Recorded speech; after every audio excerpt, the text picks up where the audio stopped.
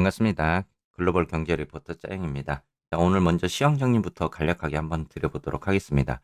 자, 어제 먼저 나왔던 우리 소비자 물가지수 CPI부터 이야기를 좀 드려야 될 것 같은데요. 자, 소비자 물가지수 헤드라인 CPI가 예측치 3.6%에서 3.7%, 다소 0.1% 높아지는 이러한 부분들이 나왔습니다. 어제 우리 멤버십 짜방분들에게는 예측치에 대한 부분들을 먼저 올려드렸고 0.1% 높아지는 CPI가 발표가 될 것 같다. 이렇게도 이야기를 드렸던 부분입니다. 자, 근원 같은 경우는 지금 4.1%인데 저 같은 경우는 분석 예측치가 4.2% 정도 지금 잡고 있었습니다. 그런데 다행히 4.1%에 부합되는 부분이 나왔었습니다. 근원이 어느 정도 둔화가 됐고 헤드라인 같은 경우는 0.1%는 높아졌지만 이전 대비 부합되는 그러한 상황들이 나왔습니다. 어떻게 보면 주거비 그리고 유가의 상승적인 부분을 봤을 때 그래도 이 정도의 상승은 시장에 어느 정도 대응할 수 있는 부분으로 발표가 됐다. 이렇게 또 볼 수 있는 부분이죠. 그나마 다행인 거는 실질 임금도 지난달 대비해서 이 마이너스 0.1%에서 마이너스 0.2%로 둔화되는 모습이 나왔었고 실업수당 청구 건수는 그래도 아직까지는 고용시장이 좀 강한 모습을 보여주고 있습니다. 자, 21만 건을 예측을 했는데 20만 9천 건으로 다소 1,000건 정도 감소되는 모습이 나왔죠. 이렇게만 놓고 봤을 때 어제 발표되었던 경제 데이터가 뭐 썩 좋은 건 아니지만 그렇다고 또 나쁜 것도 아니었습니다. 어느 정도 투자 심리를 반영했을 때 어제의 주가적인 부분들이 좀 상승 쪽으로 갈 수 있지 않았을까 이렇게도 이야기를 좀 드렸던 부분이었고요.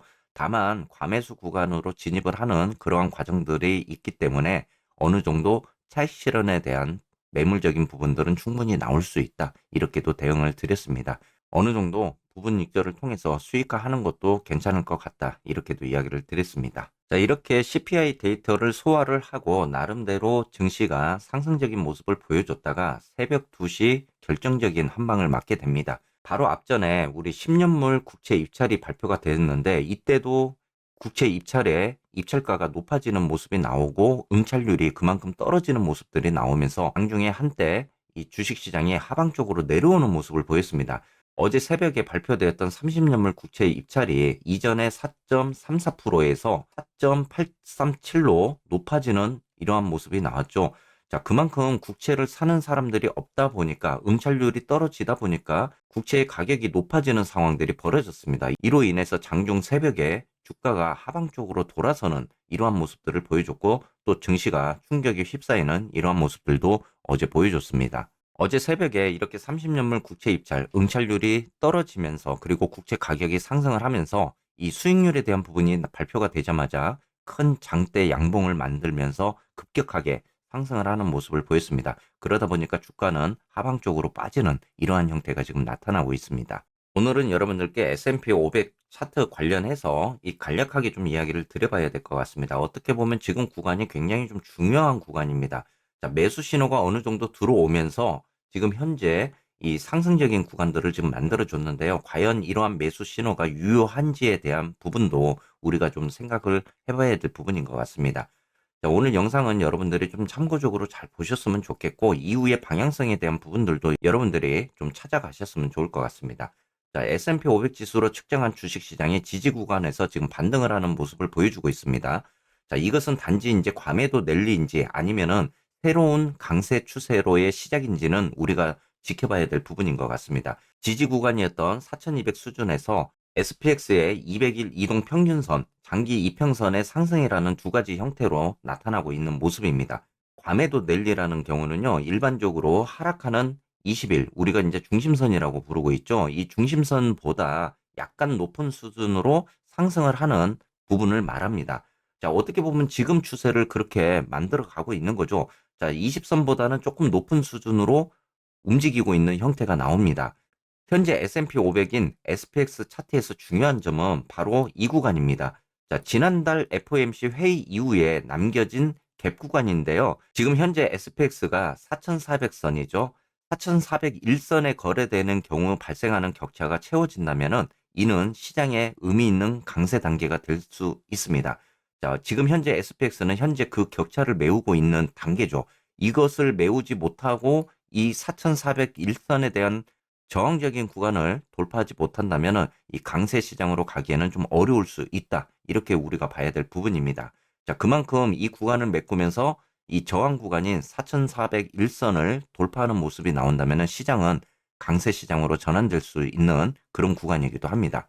자, 이렇게 격차를 메운다라는 것은 긍정적인 조치이기는 합니다. 하지만 시장은 여전히 하락 추세선을 그려주고 있습니다.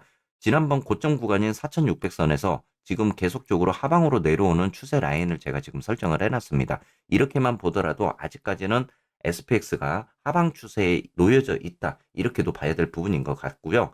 자, 이전 저항점인 4,540선 구간입니다. 자, 그리고 7월 최고치인 4,600을 어느 정도 처리하는 모습도 우리가 또 봐야 됩니다. 자, 그만큼 아직은 4,540선까지 올라가는 모습, 그리고 현재 단계에서 4,401선을 돌파하는 모습까지 이 엄격하게 차트 관점으로 볼 때 아직까지는 하락 추세를 극복하는 그러한 과정들을 걸쳐야 된다는 점입니다. 그러기 위해서는 이렇게 하락 추세에 놓여져 있는 SPX가 할 일이 아직까지는 좀 많다. 이렇게도 봐야 될 부분인 것 같고요. 아직까지는 주식 전용 풋콜 비율이 소폭적으로 개선되고 있다라고 제가 여러분들께 이야기를 드렸습니다. 자, 이번 상승장에서도 풋옵션 매수가 집중되는 기간은 있었습니다. 하지만은 이 표준 주식 전용 풋콜 비율이 매수 신호로 전환이 되면서 현재까지는 긍정적인 그런 상승을 보여주고 있습니다. 자, 거기에 가중 비율이 여전히 좀 의심스러운 부분도 있습니다. 더욱이 풋콜 비율이 이 매수 신호를 보내기까지 그리고 그 지점까지 올라가기까지는 이 롤오버적인 그런 하락 시작이 나와야 어느 정도 상승에 대한 그리고 매수에 대한 신호로 우리가 볼 수 있는 부분도 있습니다. 그렇기 때문에 이 가중 비율 대비해서 총 비율 역시 아직까지는 좀 의심스러운 그런 구간이기도 합니다. 우리가 두 번째로 살펴봐야 될 거는 바로 변동성 기반 지표인 빅스입니다. 자, 지금 현재 변동성 기반 지표인 빅스가 낙관적인 그러한 중요한 날을 남겨놓고 있습니다. 어떻게 보면 스파이크 매수 신호가 10월 6일에 지금 나타났다. 이렇게 볼 수가 있는 부분인데요. 자, 아직까지는 여전히 유효적인 부분입니다. 빅스가 최고치인 20.88을 넘지 않는다. 이렇게 마감되지 않는 모습이 나온다면은 긍정적인 그런 모멘텀을 아직까지는 가져갈 수 있습니다. 현재 빅스의 신호적인 추세는 없지만 차트에서 보듯이 이 하락하고 있는 지금 장기 이평이죠. 강하게 상승적인 구간을 만들고 있는 그리고 EMA 20선이 이렇게 상승 쪽으로 지금 가고 있는 모습입니다. EMA 20일 평균선이 200일을 넘게 되면은 이거는 엄연한 빅스의 매도 신호로 우리가 봐야 될 부분입니다. 이렇게 되면은 지수에도 영향을 줄 수 있는 부분이죠. 그렇기 때문에 빅스의 매도적인 신호 추세가 나온다라는 것은 우리가 주가의 매도적인 부분들도 생각을 해봐야 될 부분이다. 이렇게도 보셔야 됩니다. 항상 여러분들께 제가 20선 그리고 밑으로 내려가면서 이 구간을 네드 구간이라고 합니다. 자, 그만큼 20선을 벗어나지 않는 모습에서 이 빅스의 변동성 기반의 지표가 움직여 준다면은 긍정적인 그런 주가의 흐름을 만들어 줄 수 있다. 이렇게도 이야기를 드리고 있습니다. 어느 정도 하락으로 내려오고 있는 장기 이평 추세를 과연 20선이 돌파하는 모습 그리고 지난번 고점이었던 20.88에 대한 돌파하는 추세가 나오게 되면은 이 주식 시장에는 별로 좋지 않는 그런 부분이 될 수도 있습니다. 자, 오늘도 간략하게 쏙슬 차트 한번 보도록 하겠습니다. 어제 쏙슬 우리 이제 짜방분들에게는 실시간적으로 자, 21달러부터 25달러까지 가는 과정, 그리고 특히 21달러부터 24달러까지 거의 무덤적인 매물대가 있다. 이렇게 이야기를 좀 드렸습니다. 그만큼 21달러에서 24달러를 돌파하기까지의 과정이 어느 정도 물량 소화가 필요하다. 이렇게 이야기를 드렸죠. 자, 어제 같은 경우도 상승적인 모습을 보이다가 뭐 30년 국채 입찰 때문에 이 하방 쪽으로 다시 그리고 실현 매물이 좀 쏟아지는 이러한 모습을 보이면서 20.68, 0.83% 이렇게 소폭적으로 상승하는 모습을 보였습니다. 하지만은 장중 때 이 저항 구간이 21.5달러까지 돌파하는 모습들도 나왔어요. 이 구간이 어느 정도 좀 힘든 구간이 될 수도 있다. 그러면서 여러분들이 부분 익절을 통해서도 수익하는 부분도 만드셨을 겁니다. 하지만 아직까지 이렇게만 놓고 보면은 이 추세 흐름을 봤을 때 이 매수적인 신호들도 들어오고는 있습니다. 그래도 위에 저항적인 구간들이 아직은 탄탄하게 구성이 되어 있기 때문에 이 구간들의 물량을 소화하는 과정도 필요할 것 같습니다. 하지만은 그 물량을 소화하는 과정이 쉽지만은 좀 않은 그런 구간이다. 이렇게도 보셔야 될 것 같아요. 이 이야기는 어떻게 보면요. 지난번 28달러 구간에서 제가 이야기를 드렸습니다. 이 더블탑 패턴인 쌍봉 패턴을 만들어주고 하방 쪽으로 내려오는 추세가 나올 가능성이 있다라고 이야기를 드렸잖아요. 그래서 이러한 부분들을 봤을 때 여러분들께 속스를 조심하셔야 된다. 그리고 저 같은 경우도 매수를 들어가지 않는다. 이렇게도 이야기를 드렸던 구간이었습니다. 어떻게 보면 지금 구간이 좀 그런 추세를 따라가고 있는 구간이다. 이렇게도 봐야 될 것 같고요. 자, 이렇게 봤을 때 우리 지난번 고점 구간에서 추세 라인을 한번 이어보면요.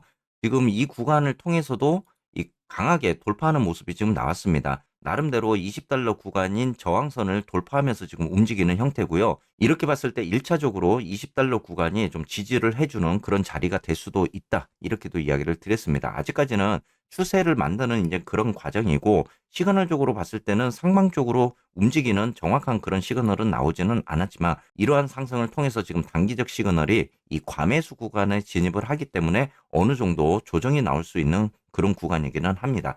자, 저 같은 경우는 아직까지는 이 밑에서 담을 수 있는 비중이 어느 정도 있기 때문에 좀 고민을 좀 하면서도 가져가는 부분이었지만은 어제 매도적인 포지션은 가져가지는 않았습니다. 지금 현재 저 같은 경우는 이 속수를 홀딩을 하고 있는 상황입니다. 자, 어느 정도 제가 이제 마지노선 구간까지 설정을 해놓고 그 구간을 이탈하지 않는 범위가 나온다면은 계속적으로 좀 홀딩을 할 생각이고요. 방금도 제가 이야기 드렸지만 속슬 21달러 구간부터 24달러의 매물적인 구간들이 굉장히 좀 단단합니다. 그만큼 저항대가 센 구간이기 때문에 여러분들이 그 구간을 보시면서도 접근을 해보시는 것도 좋을 것 같고요. 어느 정도 이 구간에서 이제 상승적인 구간을 만들고 하반기 시장까지 보고 가시는 분들이라면은 적절하게 비중 관리 잘 하시면은 충분히 또 수익을 낼 수 있는 그런 구간들이 올 것 같습니다. 자, 다음은 테슬라 차트 한번 보도록 하겠습니다. 우리 테슬라 어제 이제 제가 1차 지지 구간부터 3차 지지 구간까지 이제 좀 설정을 해드렸습니다. 자, 우리 이제 멤버십 분들에게는 3차 구간까지 한번 지켜보시면서 그 구간을 이탈하는지에 대한 여부도 한번 챙겨보시라. 이렇게 이야기를 드렸었는데, 1차 지지 구간부터 3차 지지 구간까지 말씀을 드리면서 거의 3차 지지 구간까지 밀려 내려왔다가 어느 정도 반등하는 모습을 보여주기는 했지만 258.8달러 마이너스 1.5% 하락하는 모습을 보였습니다. 지금으로서는 테슬라가 257.5달러 구간부터 지지 구간이기 때문에요. 이 구간을 좀 지켜주는 게 중요할 것 같습니다. 자, 아무래도 지금 밑에 수급선이 받쳐주고 있는 구간이기도 한데요. 257.5달러 구간이 이탈이 되면서 내려오게 되면은 여러분들이 단기적으로는 255달러까지도 열어놓고 봐야 되는 그런 구간입니다. 하지만은 수급선이 이탈이 되면서 깨진다. 그렇다면은 여러분들이 좀 조심을 해야 될 부분이고요. 크게 봤을 때는 제가 여러분들께 넥라인 구간이 242.5달러 구간을 좀 지지하는 모습이 나와줘야 되는 부분도 있습니다. 이렇게 되면 단기적으로는 테슬라가 좀 이 구간까지 내려오면은 좀 깊은 조정이 나왔다가 다시 올라가는 형태도 나올 수 있는 그런 자리이기도 합니다. 자, 이제 앞으로 하반기 시장을 제가 여러분들께 준비를 해야 된다. 이렇게 계속적으로 이야기를 드리고 있는데요.